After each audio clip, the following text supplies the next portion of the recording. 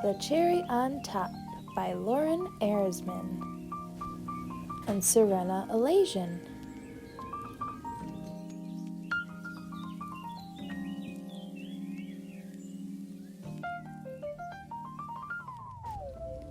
This is the story of Molly and Polly, two cherries that have been attached together at their stems since they were just blossoms on the tree. Molly and Polly, despite being attached, were two very different cherries.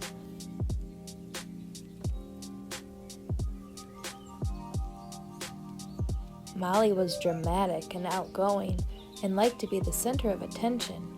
Polly liked to take things slow and steady and preferred things to be perfect and proper.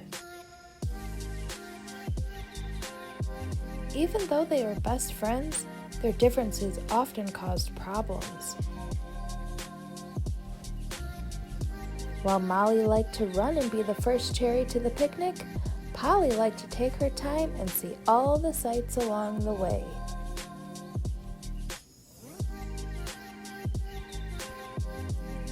While Polly wanted to make her drawing look just right, Molly was busy making a big, brilliant mess.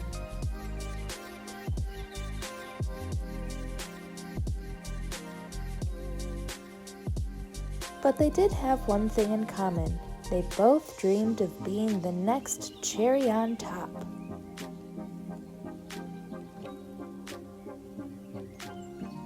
If you were chosen as cherry on top, you got to sit on the top of an ice cream sundae and be the star.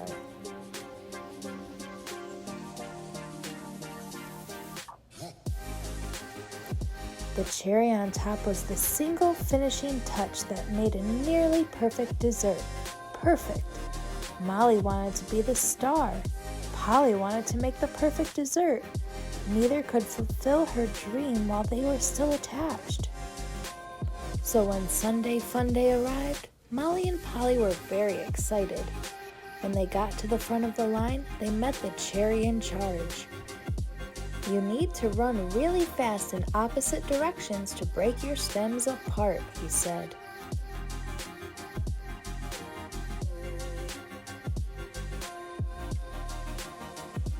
They decided to give it a try, and finally their stems were separated, and they were free to do things their own way.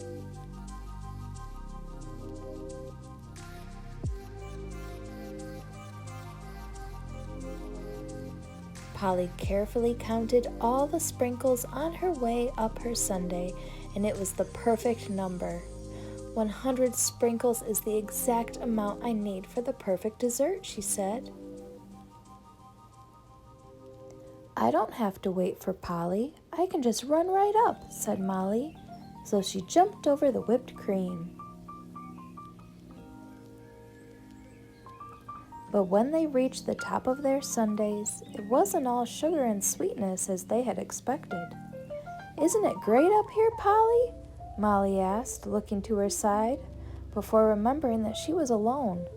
This made her feel like she had a pit in her stomach. It was the same story over on Polly's sundae. I miss Molly and all her excitement and energy. I wish she was here cheering me on, she said.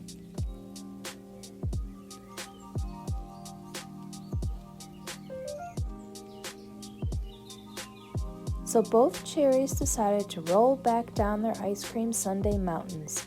They found each other at the bottom. I thought I wanted to be separated so that I could shine and be the star, said Molly, but it wasn't as much fun without you there to share it with me. And I thought I wanted everything to be perfect, but it ended up being dull and boring being all alone, said Polly. I wish our stems were still attached, said Molly. Me too, said Polly. I have an idea. They hugged and then carefully twisted their stems until they were tied into a knot. Now we can be together whenever we want, said Polly. Molly thought this was a great plan. Sometimes we can be apart when we need a little break, like when I want to try out for the next school play, or when I want to sit in the sunshine and read a book, agreed Polly.